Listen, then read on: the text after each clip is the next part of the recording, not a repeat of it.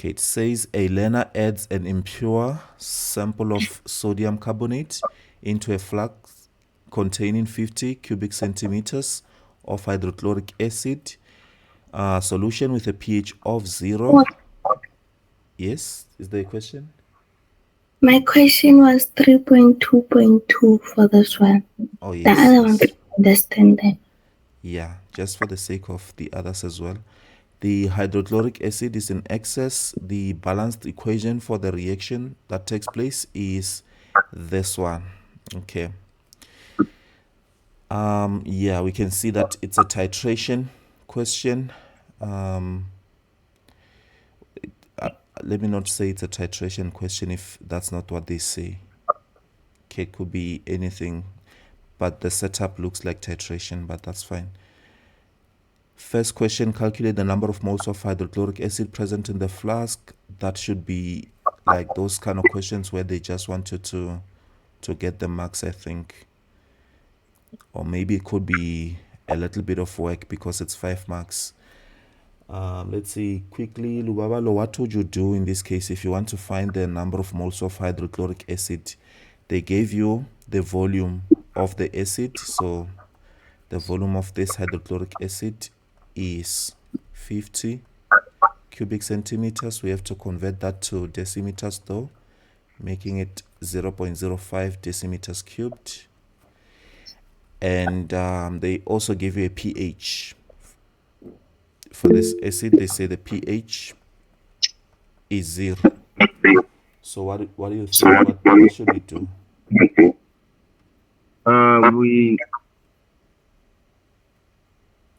We use the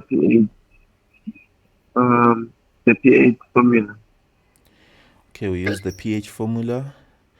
Yeah, every time you see they give you a value for pH, just remember that you just need to go to the pH formula. You'll see the other things. If you're not sure what to do next, you'll see it just makes sense after that. So you substitute 0 for that, negative log of H3O plus, and this means that it should be 10 to the power 0. First, if it's a number, you take the negative to the other side, but negative 0 is just 0 in this case. So 10 to the power 0 is equal to H3 O plus. I know you did a lot of pH questions like this. Then we can see that this just becomes 1 mole per decimeter cubed. Then good. What's the next step? C equals to N. Yeah, well, First, we should C relate equals the H3O plus to the HCl, isn't it? yeah, yeah. I wanted to ask about the Yeah. ratio. Yeah, that's important. You About should go to the ratio, right? the Yes. with the ratio part, Nancy. Mm-hmm. Sometimes with a strong acid, Mm. it's 1:1. Yes. But then with a weak, I'm not sure if I'm correct with a weak acid. Yeah. Yes. With a weak acid, they said 1:2. Diprotic acids, like the sulfuric acid one, because you have to do it twice. Yeah, it's actually not weak acid. It depends on whether the acid is monoprotic or diprotic or triprotic. In other words, how many H's can that acid donate? If it's 2, then it should be 2:1.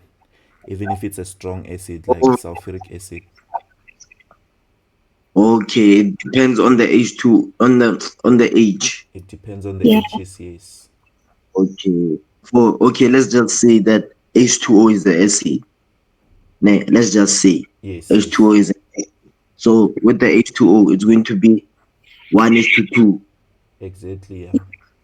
Okay. Now I get it. Okay, thank Nice. you. You see, I like that. I like when you learn something that something that you couldn't have known when you go to the exam. I like that a lot.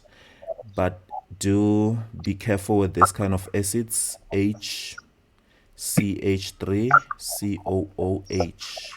I'm not sure if I did I write it correctly. No, I should just be CH3COOH. This one looks like there's 4 H's, but this acid is a monoprotic. It can only donate one, only the one at the end. So that's going to be 1 is Yes. to 1 as well. Okay. Thank you. Good. All right. So hydrochloric acid is monoprotic. It can only donate one. So your ratio for HCl is to H3O plus. It's just 1 is to 1. Therefore, this means HCl should have the same concentration as this other thing, is to 1 mole per decimeter cubed. Okay, I'll just say concentration of HCl is still the same. Therefore, now you can use this equation that says concentration is number of moles over volume, meaning that your number of moles can then be given by concentration times volume. That's just 1 for concentration. Your volume is 0.05. So the moles that you're looking at is 0.05 mole. Okay, good. That brings us to 3.2.2, and then I'll just let you guys do 3.2.4, which is a longer question, typical acid-base titration kind of questions. But 3.2.2 says that write down a balanced equation that explains why a sodium carbonate solution has a pH greater than 7. Okay, first, what they are telling us is that this solution will be basic or alkaline because any pH of greater than 7 means basic. So let's prove that a solution of sodium carbonate is going to be basic. Who can tell me what kind of question is this? What are they asking you to do? It's like a hydrolysis type of question, I think. Yes, exactly. It's a hydrolysis of a salt. How you know is that first you look at the compound itself. You first think, is it a salt? Is it an acid or is it a base? If it's not an acid nor a base, then it's a salt. And if it's a salt, then they're asking you to perform hydrolysis of a salt, which is what we're gonna be doing now. Okay, let's write the salt down and do the hydrolysis. If you didn't know how to do hydrolysis of a salt, then it should be quite important for you to actually make sure that you understand today. So if you don't understand, once again, you just ask a question. Be happy to explain it. Okay, I'll just try to be as quick as possible because our time is out. Usually it's mainly because we join late. You see, if we join on time, we won't be running against time at the end. Just try to make sure we join on time. Okay, I take the salt first. It's Na2CO3, and I put it in water. They show it as solid in that reaction, but if I put it in water, then it's going to be aqueous, which means it has to break down into the ions, and these ions are 2Na plus and CO3 2 minus. Are we together so far? Yes, we are together. All right. Wait. Why is the 2 in front of the sodium? Oh, that's because sodium ions are Na plus and we should have 2 at the end. I got the part of the carbon dioxide correct, but I didn't put the 2 in front. Yeah, it should actually have a 2 because you see if the ions were Na2 plus, then the compound should have been NaCO3. The reason that you see a 2 there, that means we need 2 of Na plus to balance 1 of CO3 2 minus. Okay. Yes, okay. Therefore, what I like to do in salt hydrolysis is this. I think about where the ions are coming from. So these ions, Na plus, whenever you see Na plus, which acid or base does this come from?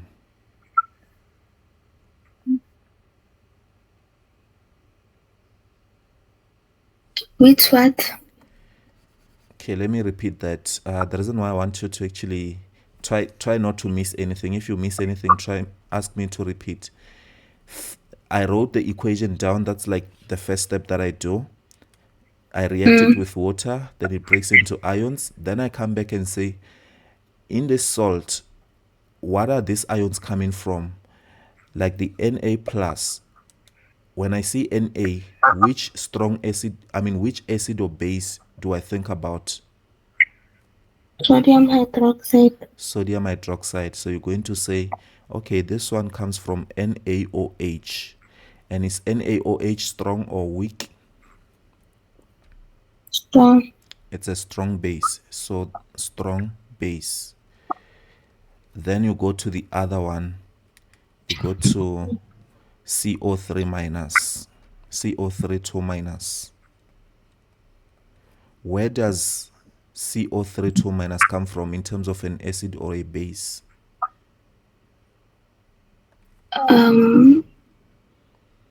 I is it hydronium carbonate or hydrogen carbonate or something carbonate? Yeah, it should be the acid because an acid should have like H, right? So you Yeah. should you should immediately think hydrogen carbonate, which is I think it's called carbonic acid or something. I'm not sure. So H2, CO3, that's the acid. And then is this acid strong or weak? It is strong. No, it's actually weak. It's one of the weak acids. If you check Okay. your notes on weak and strong acid, this one is a weak acid. Therefore, this really helps you a lot because now you're going to take, you see these two products that you have on the other side, you're going to now react them in water again, but you should now pick the one that is going to have a strong effect. By that I mean, if let me just write the two equations, then we'll pick the one that will have a strong effect. Plus water, this becomes sodium hydroxide plus OH minus. And then if I take CO3 2 minus and put it in water, then that becomes HCO3 minus plus H. Okay, no, I'm making a mistake. Wait. This one will take one H and becomes OH minus. And then the one on top, am I making a mistake or is that correct? Oh yeah, if I take the OH, then what remains is just H plus. So it's just H plus this side. So you can see that on top we have a acidic product. On the bottom we have a basic product. Alkaline. I think this might look a little bit long, but once again, when you gain experience doing this, it becomes easy. But now what you're going to think about is, okay, if NaOH is a strong acid, so it means it's going to produce a weak conjugate acid, right?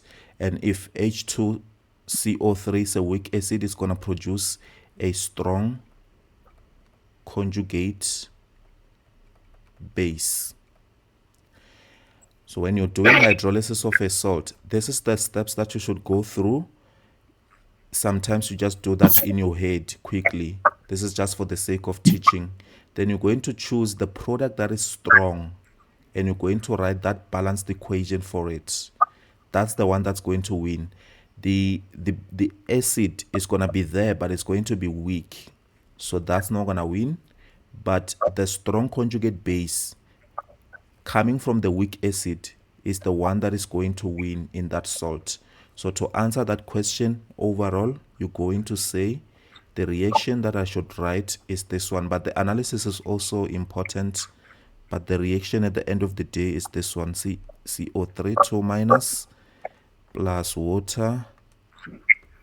This becomes HCO3 minus plus OH minus, and the presence of this OH minus is the one that is going to make the pH greater than 7. So this is what makes pH greater than 7, or makes it basic. Okay, I don't know if the process makes sense at the moment, or if it's a little bit too much right now. What do you think? Yeah, it's okay. It's understandable. It's Just understandable. have to more questions. Yeah, you just have to practice it a lot. Just have to practice it a lot. You can try. I'll just send a few salts that you can work on, everyone, and then you can just show me what you did. Even if you don't go through, you see here, they only want the reaction. They only want the final answer of the reaction. They don't want to see your thought process. They just say write a balanced equation that explains why sodium carbonate will leave a pH greater than 7.